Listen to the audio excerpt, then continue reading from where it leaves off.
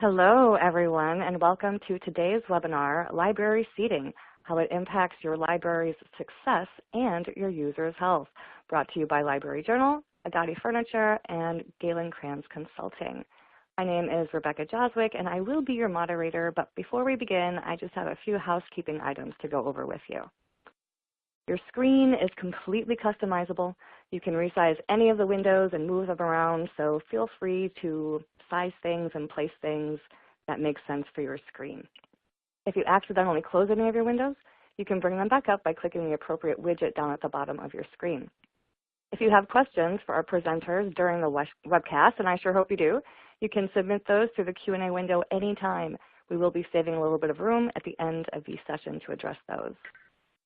A copy of today's slide deck is available in the resource list, and you'll be able to download your CE certificate from the certification window once you've met the viewing requirements. You may need to scroll over to the right a little bit to see that window. And if you're on Twitter, you can follow the conversation straight from the Twitter window on your screen. You can tweet us at Library Journal, and today we're using the hashtag LJAgati. And lastly, if you are experiencing any technical difficulties, just click on that help widget first, and you can find some system requirements and FAQs. If that doesn't resolve your issue, just send me a note through the Q&A, and I'll try to get to you with a solution as quickly as I can.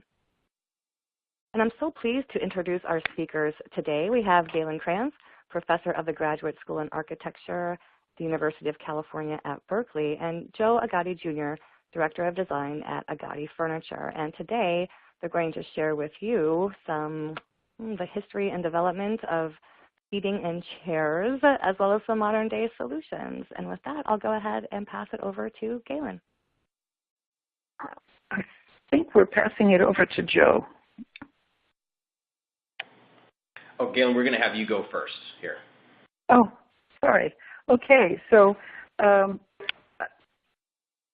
I'm here to talk about the history of seating and how it is that we've got ourselves into the practice of sitting, even though physiologically it isn't very good for us.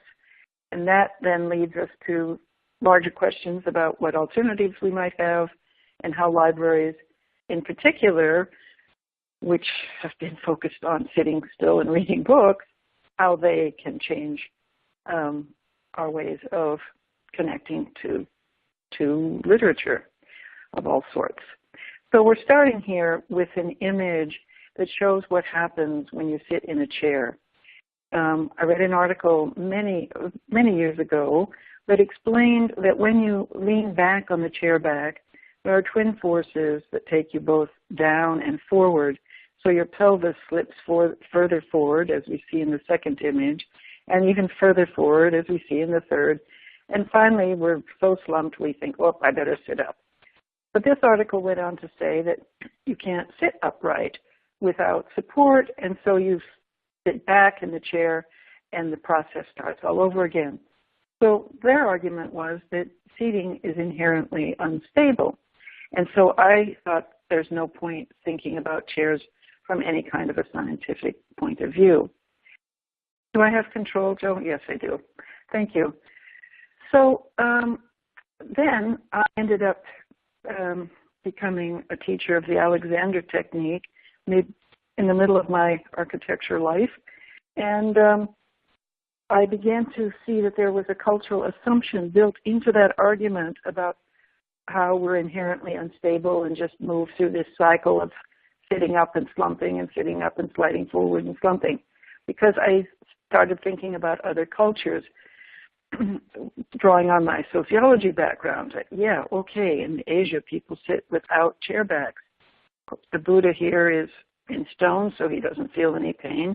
But he's depicting a common cultural practice that we see over here in the Japanese tatami rooms. And here in Cairo, both a real photograph and a photograph of a painting show us that people sat and still sit without chairs. So I asked myself, well, then where does this practice come from? And the furniture historians take us back to Egypt, ancient Egypt, and the pharaohs.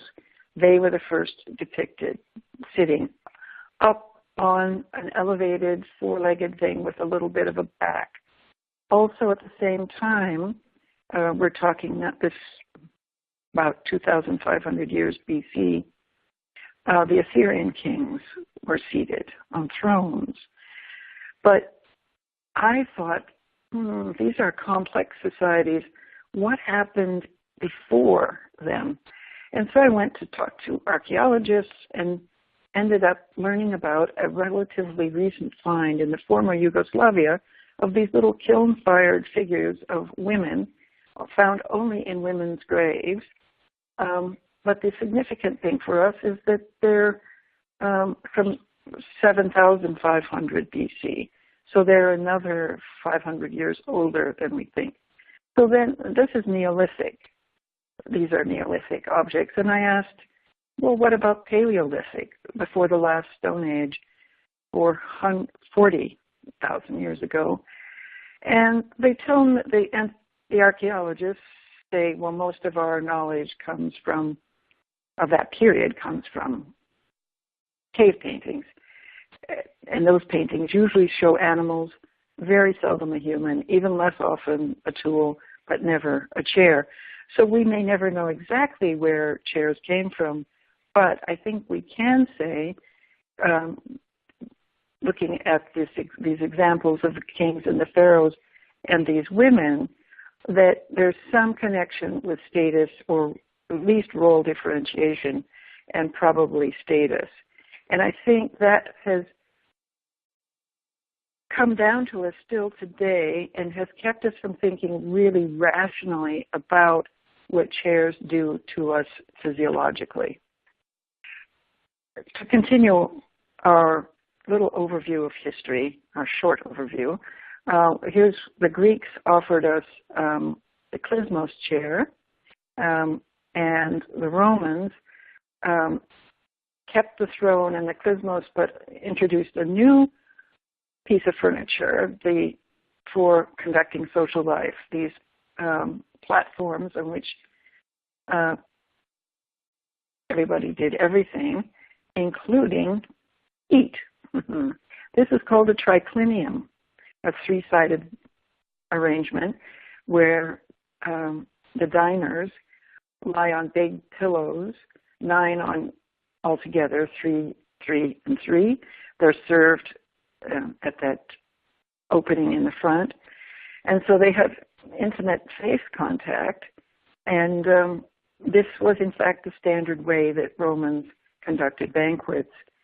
And this means that the Last Supper was also a lying down event, even though as our culture became more and more of a chair and table culture, our artists changed the depiction of the event to make it seem that it was a chair and table event. We're told that furniture died out during the so-called Dark Ages, and it had to be rediscovered or reinvented. And when it was, once again, the king is the one who's elevated and everybody else is on the ground. And today we do have real examples from, this is a 13th century wooden throne that we're seeing here. Two other influences on the redevelopment of the chair are these box-like chairs that came from the practice in medieval mansions, manor houses, of storing everything in a box and pushing it up against the wall. Everything had to be stored so that you could leave really fast in the case of political instability or to go administer your lands elsewhere. So these chairs look an awful lot like a box up against a wall. The other influence is the church choir stall called the misericord. You'll notice here on the right version, you can sit in a classic right angle seated posture, but underneath that seat is carved a small piece that just is big enough to hold your two sit bones when the seat is flipped up on a hinge. Then you sit much higher, It's a position I call the Perch Position.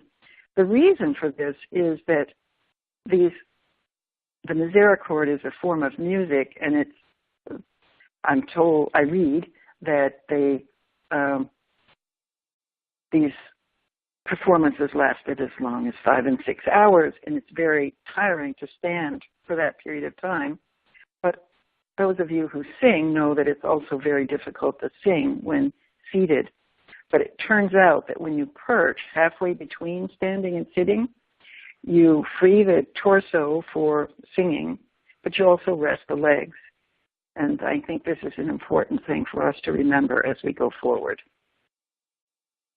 The 18th century is considered the high point of furniture design by furniture historians who appreciate the integration of the legs with the top, the comfort provided by a small amount of horsehair padding, and of course the elaborate symbolic communication that's possible in these carved and shaped backs. The furniture historians do not like the 19th century contribution of spring coil upholstery because, well, they don't like it because everything is hidden, and we in the 20th century like everything to be expressed. We like what happened with the sonnet chairs that use the structure as the decoration. We like the expression of the visual structure as art. From a body point of view, sitting on a spring coil upholstery isn't so great because your sit bones sink down and the cushion comes up around your sit bone and turns flesh into load bearing. And load bearing is not what flesh is designed for. Bones are supposed to transfer load, not our flesh. The 20th century, I've written it out here because I think it's so important, was an era of experimenting with new materials while the body was neglected. So the Vasili chair by Breuer is a little symphony in the new metal tubing with a traditional leather, but it takes the back off its center of gravity, and we'll see what problems that produces as we go on. The Mies van der Rohe is very deep in the seat so that you can't bend your knees. If you do bend your knees, then your pelvis doesn't reach the back, and then you round your back, and the back of it curves exactly the opposite of your lumbar curve. The 1950s amoeba chair puts the body into a slump, a C-shaped slump, reversing the lumbar curve, and not doing any favors for your organs either, because now they're all piled on top of one another. New materials continue the theme here with the discovery of and the use of plastics in World War II, leading to this so-called organic chair that won a competition sponsored by MoMA. And it's round or curvilinear, so somehow we've decided that that's what organic means, but it may not be what's best for our organism.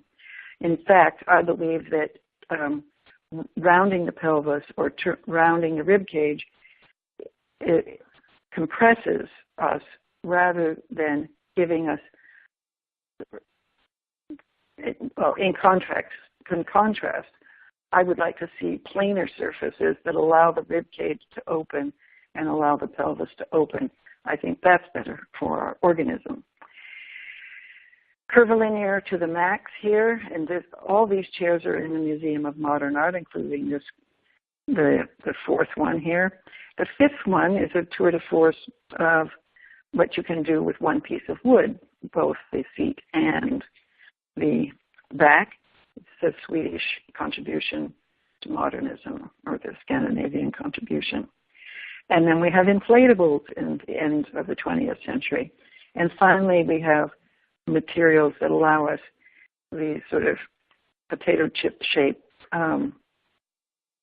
beach supports so that you can go to the beach and read the New York Times sitting upright rather than lying down like an animal. So where did I get this view? Well, let's see the science. Let's first look at the science here.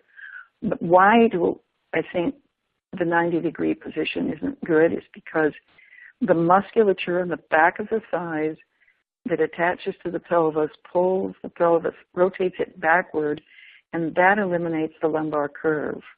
When you stand, the lumbar curve is in place, and we have a kind of elongated S-shaped spine. If you think about what's a stronger shape, a C or an S, you put a heavy weight like a head on an S or on a C, I think everyone intuitively understands that the S is stronger, and that's why we have these double curves. The good news about the misericord and that, you know, how they perched to sing, is that when we perch, we have the advantages of standing, but we also get to rest the legs.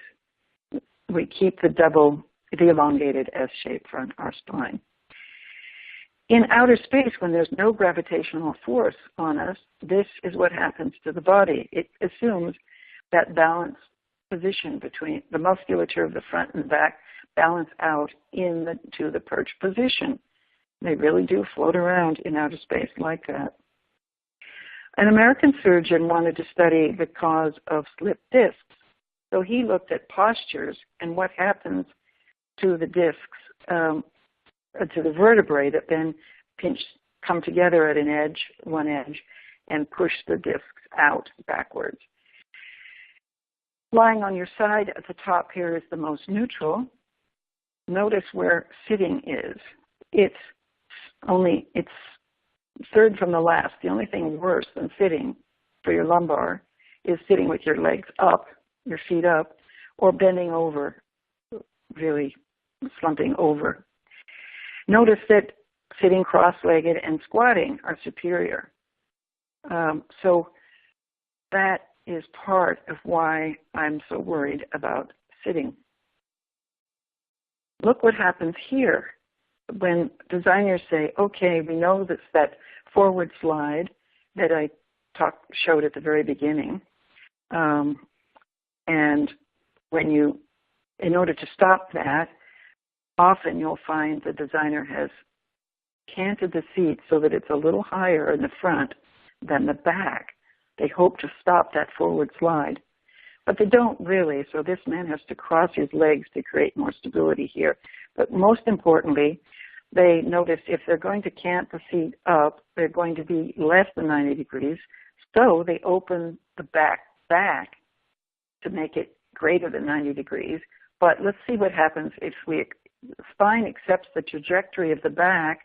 We go back, and his head would be in line with the white chair back, and that's untenable. So, of course, he brings his head forward, and that means the spine has taken a big turn, gone back, and then it suddenly goes forward, and he's going to build a nasty thoracic hump.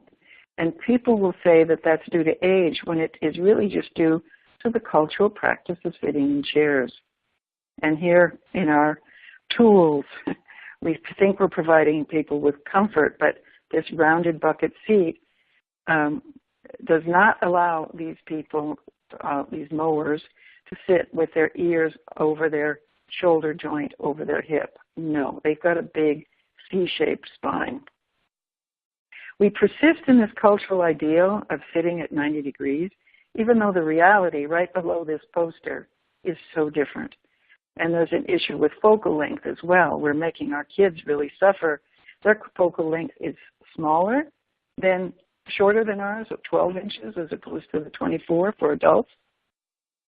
So when we force them to work on flat surfaces, we are forcing them to round over like this. Unfortunately, graphic standards continues with this ideal, even though it's so bad for us physiologically. But there has been reform efforts. The Danish doctor A.C. Mandel wrote a very important book called Homo Sapiens, which he showed that the open angle between thigh and trunk is superior. And you can see in this advertisement for the Norwegian balance chair that the right angle that the man is sitting in is not as good for his spine as his kneeling position. Whoops, there we go. Opsvik, the same Norwegian designer, Peter Opsvik, went on to design this Capisco chair that has cutouts at the seat so that the thighs can drop through. So you don't have to have a forward sloped seat. You have cutouts for your legs. Other reforms, the use of Italian physio balls or just modest adjustments to modest chairs to create a forward tilt, just the opposite of what the average designer has been taught to do.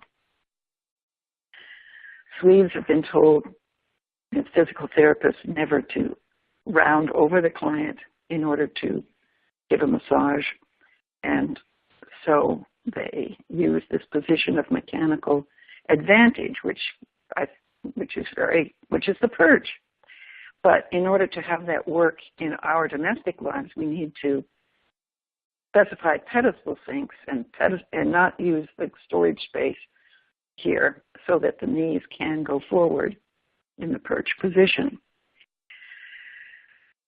Active seating were designed as a species for movement, and so Peter Opsvik has also proposed these prototypes. I worked at Anderson Ranch Art Center one summer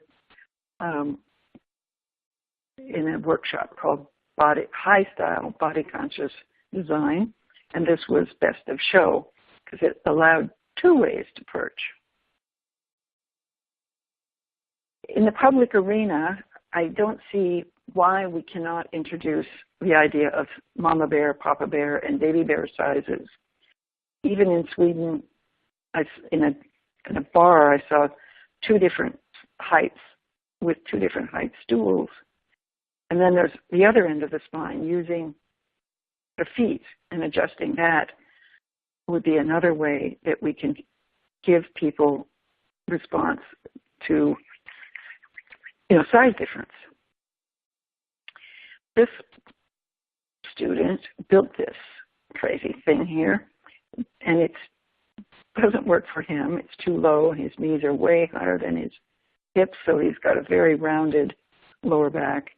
That doesn't work for her because her legs are too short, but he didn't care because he thought it was cool. So this is one of the problems when we premiate fashion over function.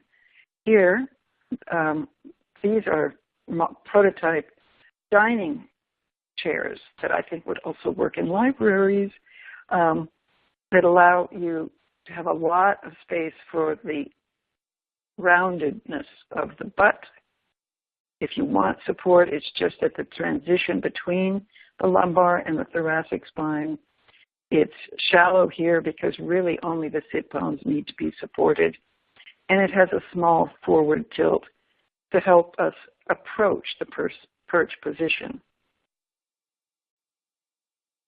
Italians have known for a long time in their art schools that you need to work on a sloped surface, and the Danes have also promoted Mandel's standards for forward slope work and forward slope sitting. And so you can sit on it at the front when you're looking down at your work, and then scoot back to the flatter part when you want to watch a movie or listen to your teacher, watch your teacher.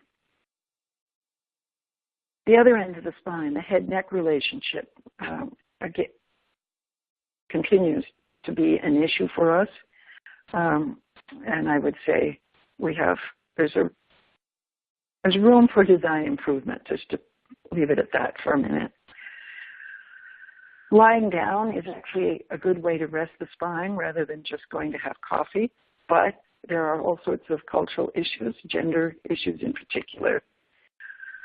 Opsvik, again, designed a chair that allows him to have his kneeling chair and regular seating, but most importantly, it flips up into this perch position. The lounge position is really the perch rotated in space to become horizontal. But you see, it still has this oblique angle between the thigh and trunk. The Corbusier and Charlotte Perriand lounge of 1925 also allows us to be in the perch position, but we just call it the lounge position. It enabled the Finns, once the keyboard got separated from the monitor, they were the first to realize that you could work in this lounge position. In my own environment, I've tried to set up designed a situation where you can both read and lie down in constructive rest position. Movement is the big key for humans. So the rockers, the old-fashioned rocker is really important, and I'm delighted to see one here in a big public airport. Here again, opposite, trying to save the conventional chair by giving you a way to be active with your feet.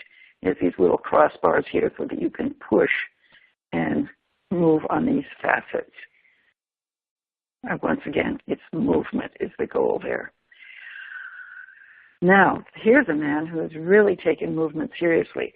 He bicycles to work and then locks the bicycle in place to become his workspace. That's on the far right. The two images on the left are of the focal upright, which also has requires activeness because this pedestal requires that you use your two legs actively to create a kind of a tripod, and it has a forward sloped work surface, which is good for your head-neck connection.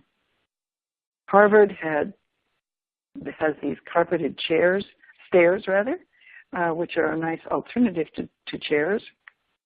And I'm ending with this image from a park in Santa Barbara where there was an ecological problem. The cliff edge was being eroded by people watching the sunset with a six-pack and sitting at the cliff edge, swinging their legs, and erosion was taking place. So the park planners figured out a way to make it more attractive to sit some 30 feet back from the very edge. And you can see there's a picnic table here. And there's also this kind of lounge where you can see the sunset, be with a buddy, still be able to drink beer.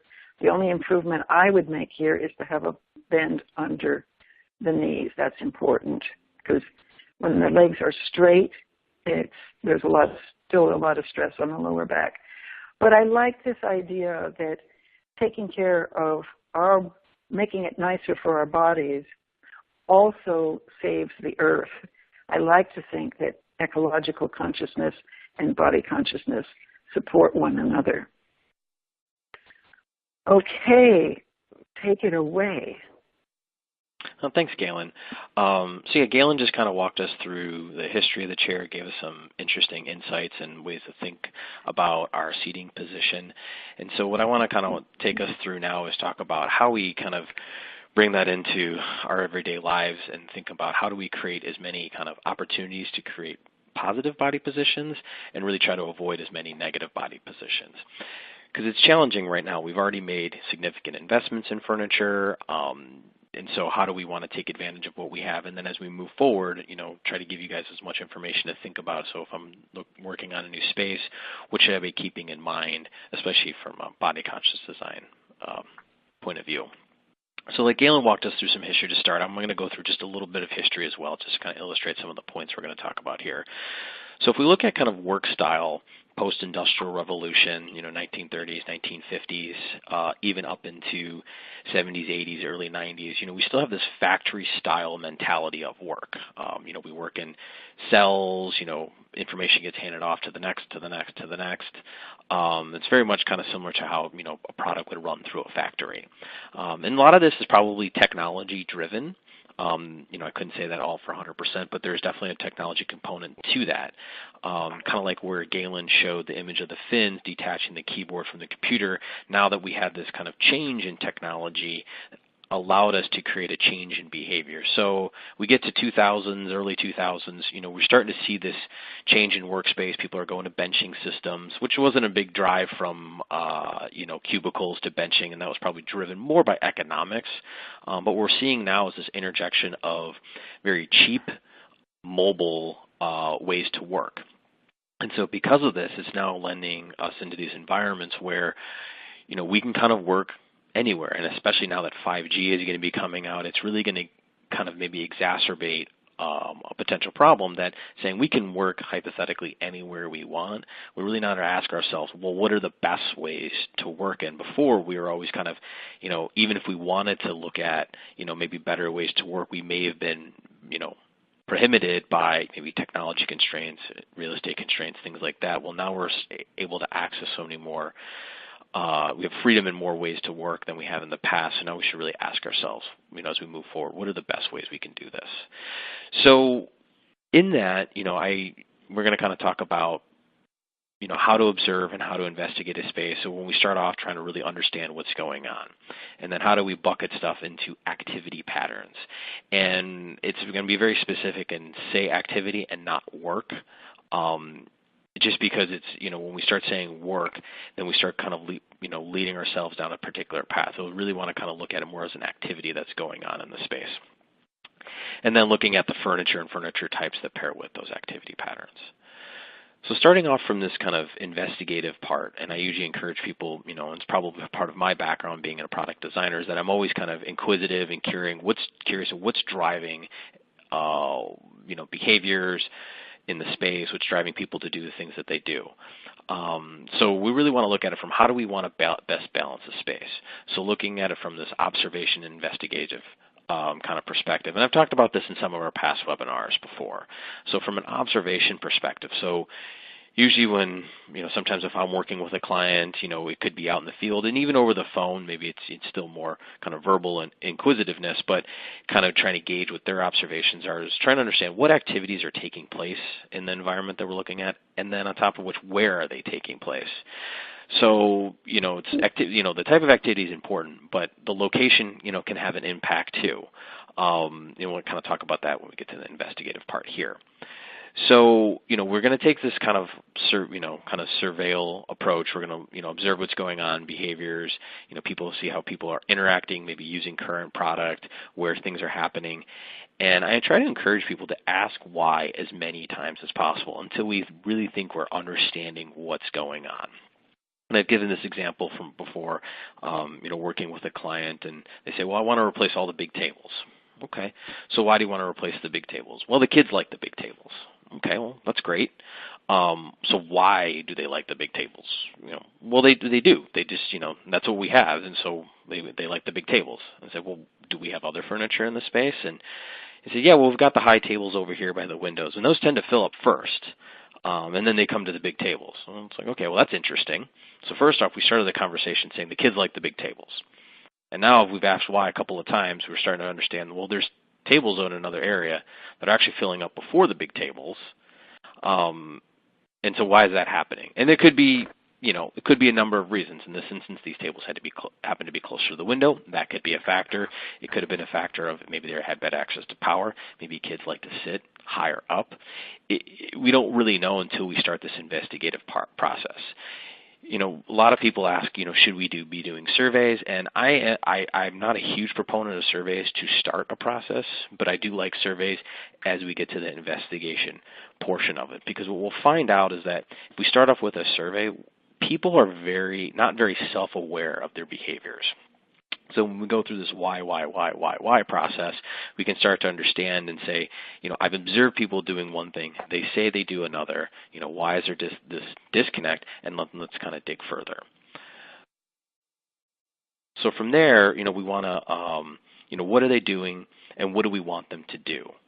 So this is kind of a key place I like to get people to start thinking about, and not starting from, I need X, Y, and Z type of furniture. and it's not that you can't have a successful space starting from, I need some lounge chairs, I need some tables, I need, whatever it may be. It's just if we go right to the furniture that we think we need, we may run over the fact and not understand, oh, well, I need, quiet study space because I see that kind of filling up first, and I don't want to have that next to a high traffic area. It just causes us to ask more questions and just get a deeper understanding of what's happening in the area around us. So once we kind of go through this process, we're going to go down the path of starting to bucket these activity patterns.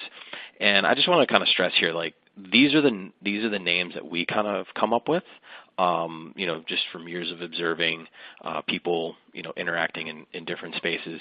But this doesn't mean you have to stick with these. Sometimes people are going to know their space is a little different. Every institution is a little unique in their own right. But it's more just to illustrate that you're going to need some kind of way to aggregate things into different buckets. And there's probably not one activity pattern necessarily, and there's probably not 100. Somewhere between, 2, 3, 4, or 5. When you start getting up to 10, you may be splitting the pie a little too thin. So when we look at it from, a reading activity, a writing activity, a computer activity, and we deliberately break out computer, phone, and tablet, just because especially when it comes to the body posture and the way people are going to be using these and the different furniture types, they can make a difference. We could say, well, I can look at my email on my computer, on my phone, on my tablet. I could hypothetically write a paper on my phone, on my tablet, but they're not exactly the same, just the way the technology and the ergonomics are set up. So we do break them apart, at least from our perspective. We look at social, and now social is different than what we consider meeting. Social is what we kind of consider people to be gathering around a fixed point, not necessarily with an agenda, not necessarily needing a table, not necessarily with any kind of purpose. It's maybe just the purpose to gather, hang out, discuss with friends. Meeting is very deliberate, very purposeful. I'm going to come here. Many people are going to come to this fixed point, maybe bring several items with me, and usually several items mean you're going to have a table. And so that's really why we kind of delineate those two. Now, social activities can take place at tables, by all means, and it can be hard to, especially if you're maybe working with younger demographics, because their behaviors aren't always going to kind of fit perfectly. Social gatherings can turn into more meeting gatherings, turn back into social gatherings, turn into meeting gatherings. They don't necessarily run a deliberate path compared to like a work environment where we have kind of more designated spaces. Hey, I work here, I socialize here, and we do meetings here. So there can be some overlap, and that's okay. And then we have this multi-item work. Multi-item work looks most notably to people as like studying. So when we think of that, it's someone that's going to come to an area, and I'm going to bring several items. So if we think of it studying is usually performed now with a piece of technology, a book. Excuse me, we had a technical difficulty here. Performed with a book. Maybe bringing food, beverage. So there's going to be multiple items, which is going to mean I'm going to need a certain amount of real estate to kind of perform my activity. Okay. So from there, when we start kind of bucketing the activities that we're seeing into our groups, we want to just then start to understand, okay, the types of furniture that we could have in this space. And then from here, we'll pair them together. So looking at this, we have standing type furniture, upright sits, and then reclined sits. So recline, especially no table, and we'll talk about why that's important here. So standing, more upright sit, standing. So when we think of this, we're thinking of tables that are 39, 42 inches high, usually pure standing with no kind of support around you. Most people don't recommend you do that for long periods of time, 10, 15, 20 minutes at most, and then we kind of change our body position. We've also incorporated what Galen's talking about here is perching into standing. And it was kind of a lot of debate going back and forth. Does perching go into standing or does it go into sitting? It's kind of this new way of thinking of it. It's almost like this hybrid. We put it with standing only because it's associated with higher tables, and that's why it kind of lands in there. So with these, it kind of plays on that open body posture position that Galen talks about. And those are the real benefits. And the benefit of perching is kind of taking advantage of that open body posture when you have that stand, but then giving you a little bit more support so you can kind of relax your joints and your legs and things like that. So From there, we look at the upright sit, and this is the most traditional kind of sitting posture, especially with what Galen was highlighting before. That's kind of been around for a long period of time.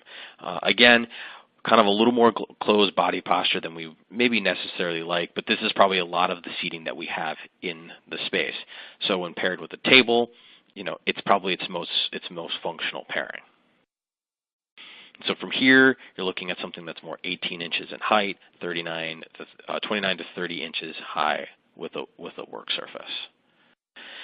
And so I want to interject here because this is when we've talked about this in the past, in our past webinars. This is where we have our biggest disconnect, is when we're seeing a lot more booth and lounge style seating come into these environments because, again, from an aesthetic point of view and looking at it in a catalog, it just looks comfy, plush. So I think when people are saying, hey, I want to create a great, warm, and inviting space for my patrons, it just looks warm and inviting, and it's like, oh my God, people would just love to sit in that, and they do, but we really need to understand what are the implications of that, and how do best we pair that with the right activity.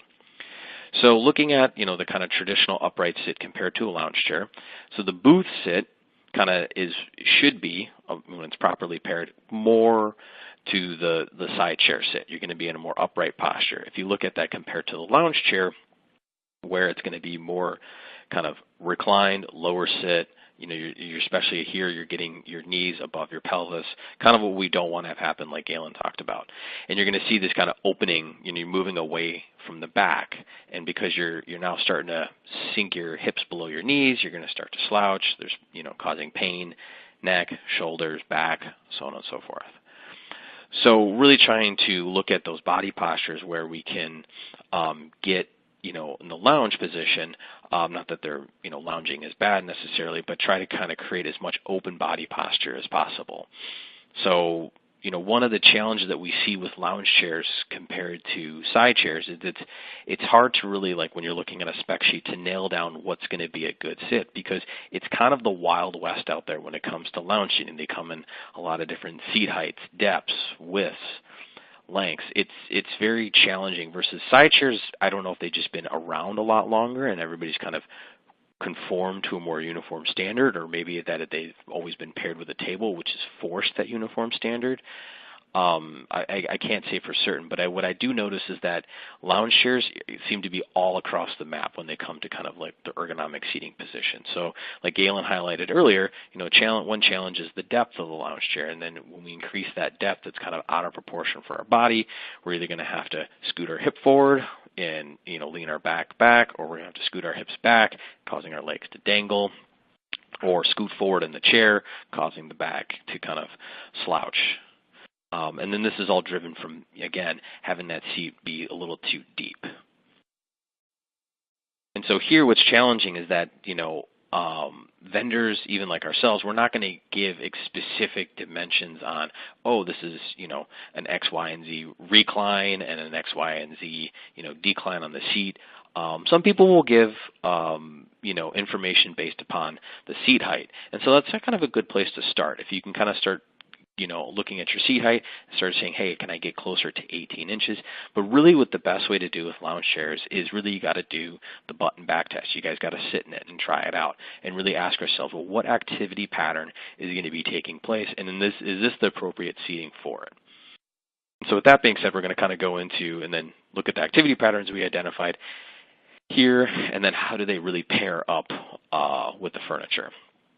So for here, we're looking at standing activity. So computer and social work well with standing activity. Not only, we don't only say, you can only do computer and social work at standing heights, but they do work best there, and quicker times. So, kiosk work, maybe quick lookup work, things, related to a computer.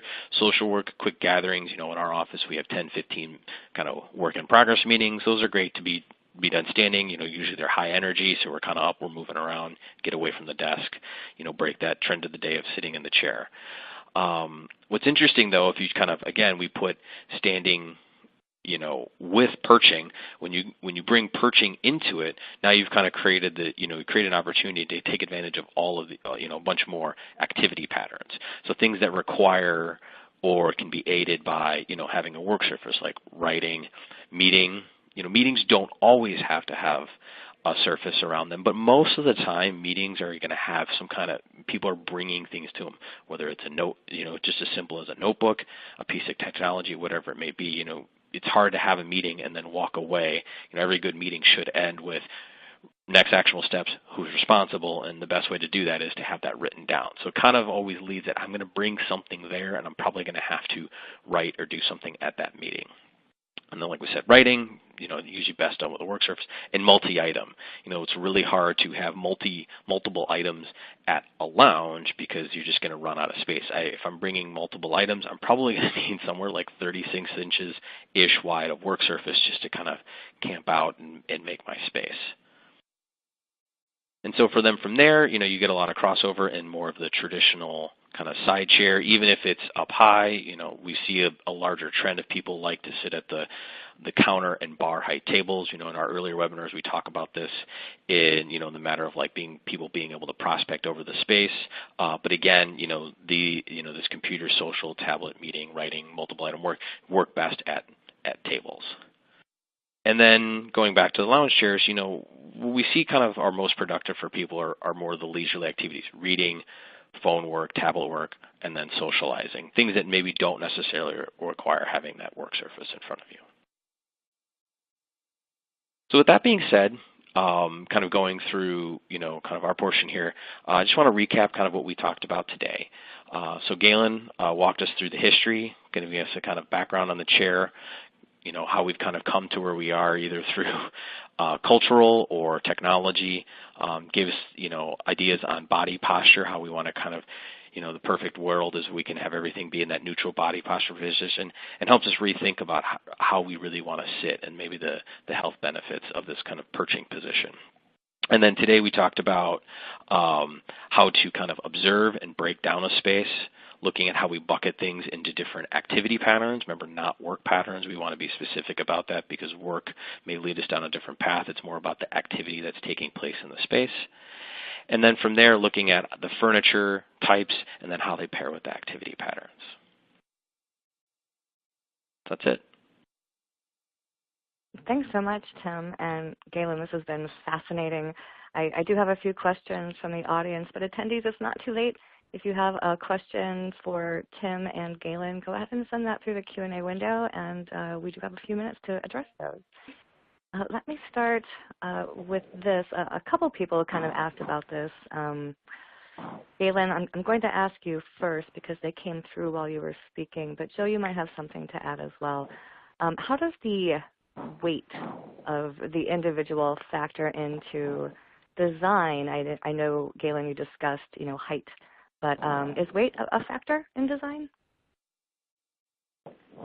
As I understand it, only not really. It's after you get to 300 pounds, then maybe it becomes a factor, just in terms of the structural stability of a chair.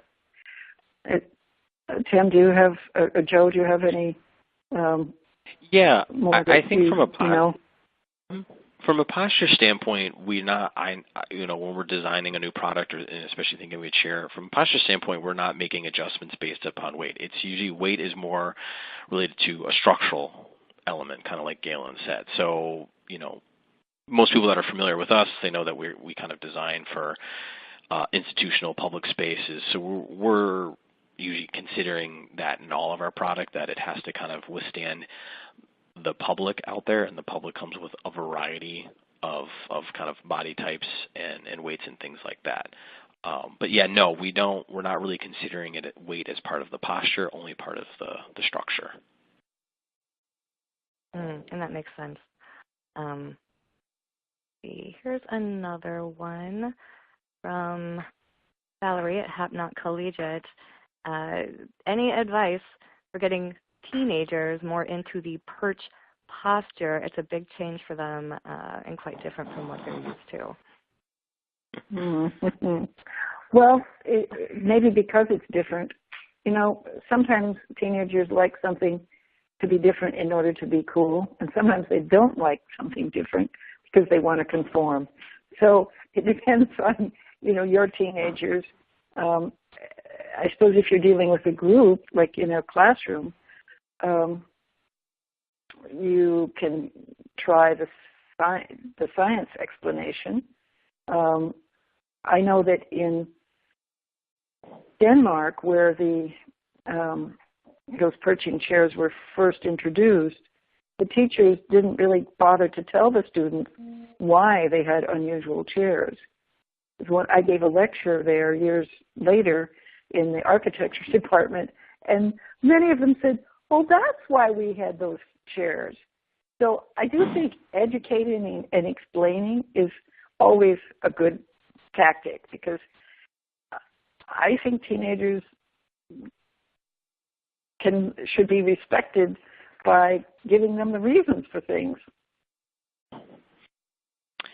Yeah, I would echo a little bit what Galen said. I think, when we look at spaces, I kind of like take the field of dream mentality. Like, if you build it, they will come to some degree.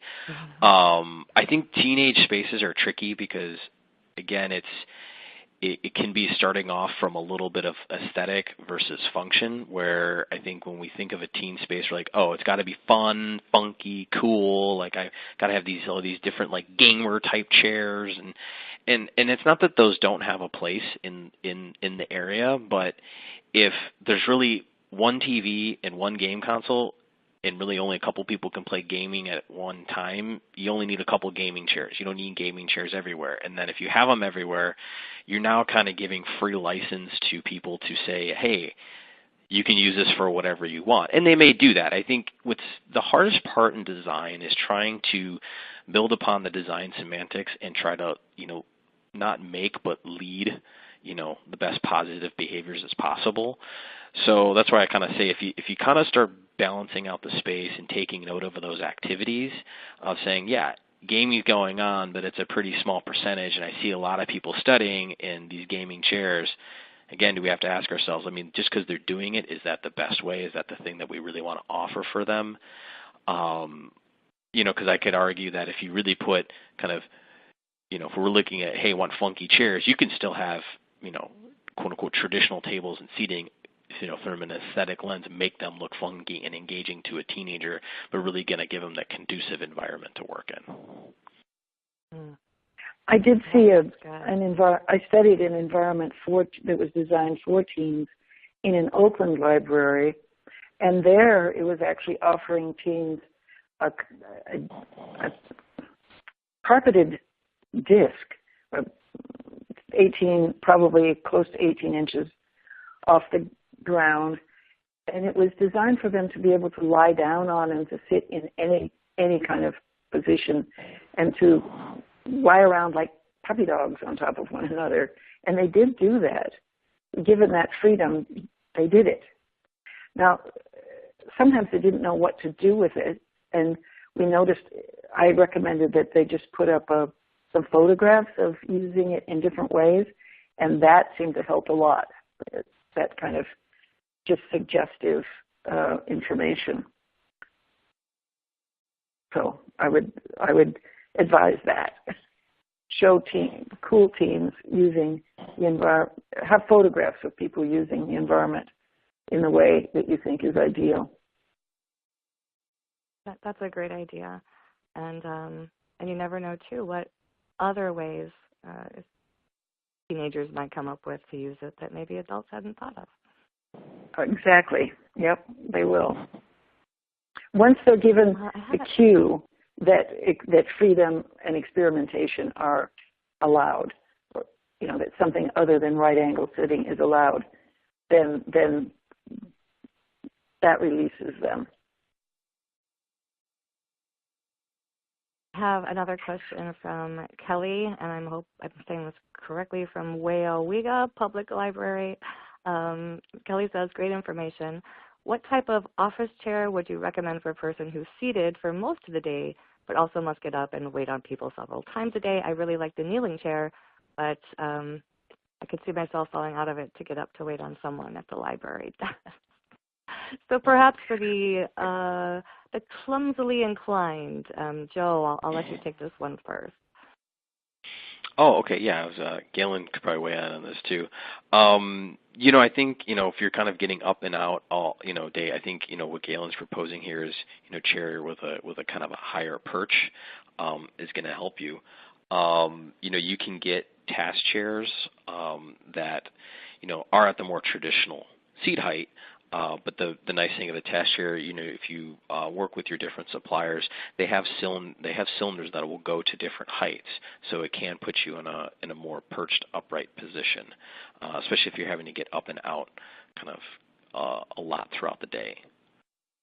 Galen, you want to weigh in on that? Yes, I do, because the kneeling chair, I didn't go into the problems with the kneeling chair, but it was invented not because it's so good to kneel. In fact, it's not very good for your shins aren't designed for kneeling, and you lose feedback from the soles of your feet in the kneeling chair. It wasn't invented for those reasons. It was because we have a huge investment in desk heights and table heights that don't support perching. So OPSIC asked, well, how can we keep the open angle between thigh and trunk, but reduce the body in space, lower it in space, so that we can slide under the tables that we have? So they folded the leg, and you kneel, etc. But really, it's a rather, it's been called the most radical chair design of the 20th century, but in some ways it's quite conservative because it's conserving the use, vast infrastructure of tables and desks that we have at a given height. We really need to also change our work surface height. The chair I would recommend for the situation you described, where you have to get up a lot to help people, I like the Capisco. It's manufactured by Hag, H-A-G, and it's also a Peter Opsvik Norwegian chair. Right now, it's one of my favorites. Great. Thank you both for that input. And I have another couple of attendees asking pretty close to the same question. What type of seating would you recommend, or how would you suggest configuring seating, standing, social meeting areas for differently abled students or patrons with disabilities? That's a good question. I've seen a greater kind of, I don't know if you call it need, trend, inquiry on, how do we kind of continue to design for this, what I call, I don't know if the right word is the minority. I think what's been challenging over the past, I don't know how many years, decades upon decades, is that the manufacturing, kind of process is to design for the majority. And so that leaves out, the minority, someone with maybe, a physical disability, a mental disability, things like that.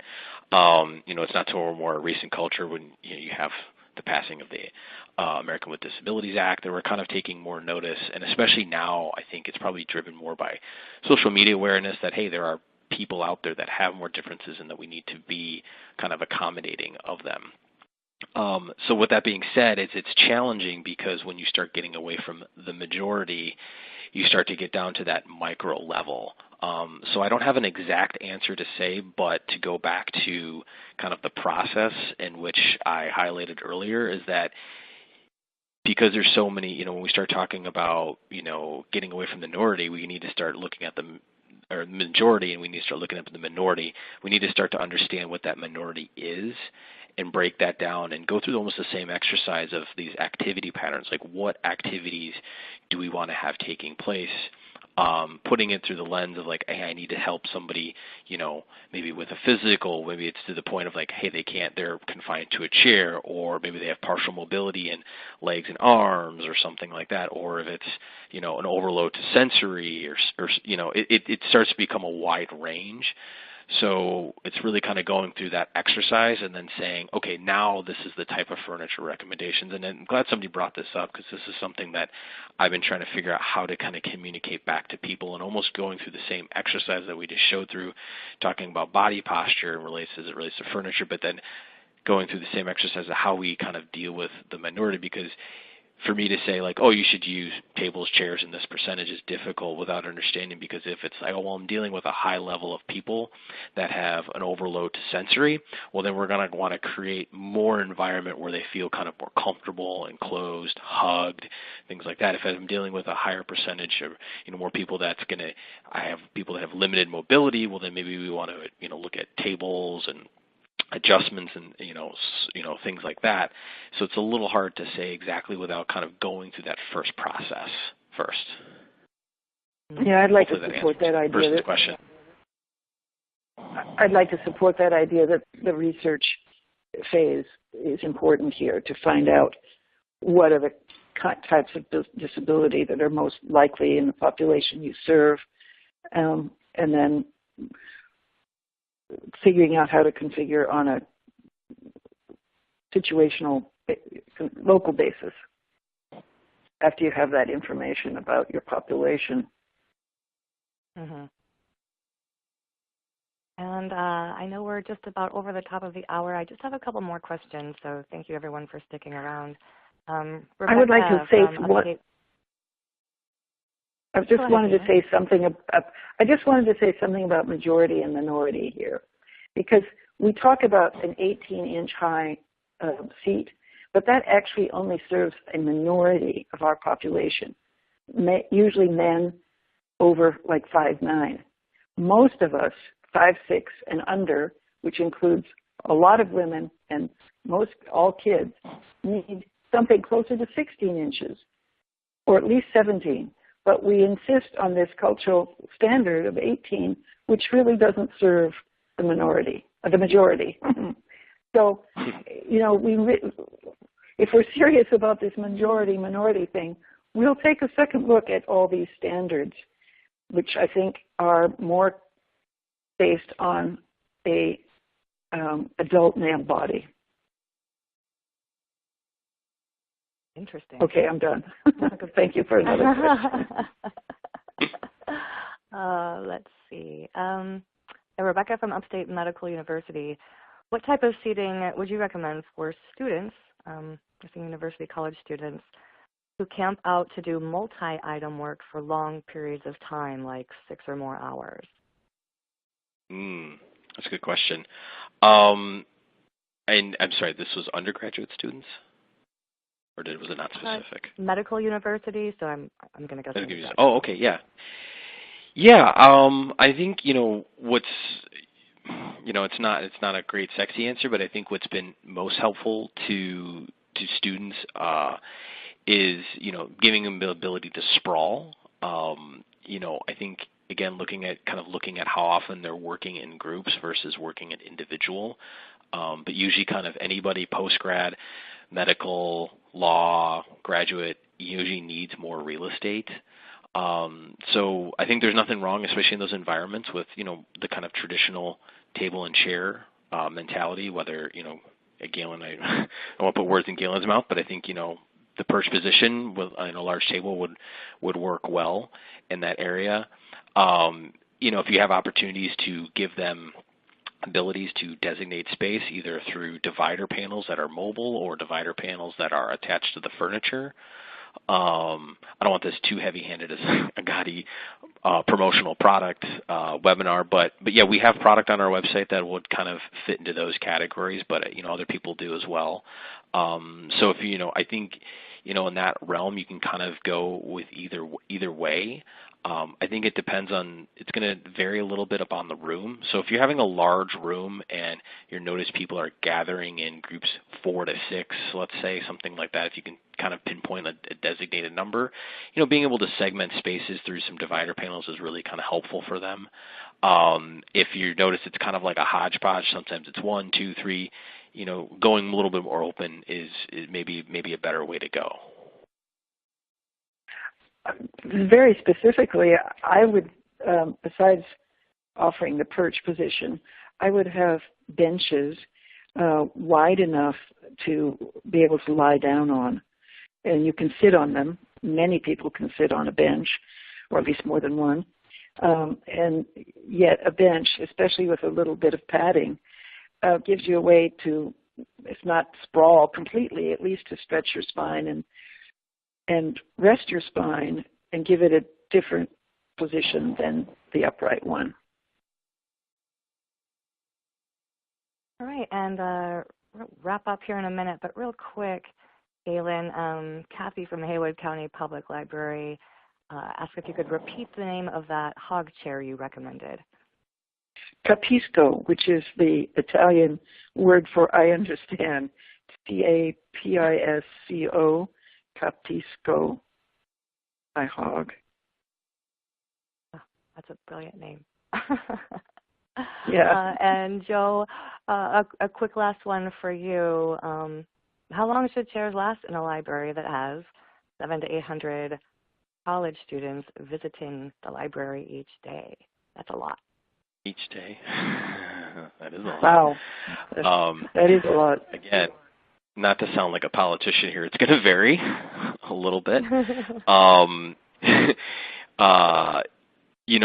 Traditional wooden chairs, you can get, 10, 15, 20 years out of them, depending on construction and even type of student it can vary. I think what's become tricky is that we're in an age where there's a lot more upholstery. And so what happens is that the frame and everything else about the chair is fine. The foam, the structure, the fabric will wear at a much greater rate than you'll ever wear that frame and that foam underneath there. So the benefit is that, if the chair is constructed in such a way that's designed for public space, you should be able to take it apart and reupholster it fairly easily. So that's one benefit. So for hopefully a minor investment, you can have it reupholstered. So sometimes I say that minor because it does vary between manufacturer. But the challenge with fabrics, if you're starting to get on the back end of 5 years with a fabric, that's pretty good. Unfortunately, you can have a really robustly constructed chair, but the fabric is the weakest part, and unfortunately is the most used part because it's on the top surface. So it'll vary a little bit. So yes, I don't have an exact answer, but when we're looking at a space, I would expect that the wooden chairs to go at least 10 years. When you start having stuff with upholstery, obviously the upholstery is going to show wear faster, but the frame underneath should last at least 10, 15, 20 years, depending on what it is. Okay, thanks for answering that for that question. attendee. And I am going to go ahead and wrap up. I know we still have a couple unanswered questions. If your question did not get asked and answered today, I will forward everything to our presenters, and they can follow up offline. Thank you so much, Joe and Galen. I learned so much about seating today, and I think the information you shared today will have a lot of impact on people's choices going forward. So thanks again for sharing your knowledge and expertise. And of course, thank you to everybody for attending. This webcast will be archived. You'll receive an email in about 24 hours with a link to watch it. And of course, you can find all of our upcoming and archived webcasts in the events and PD section at libraryjournal.com. Thanks again for your time today, and I hope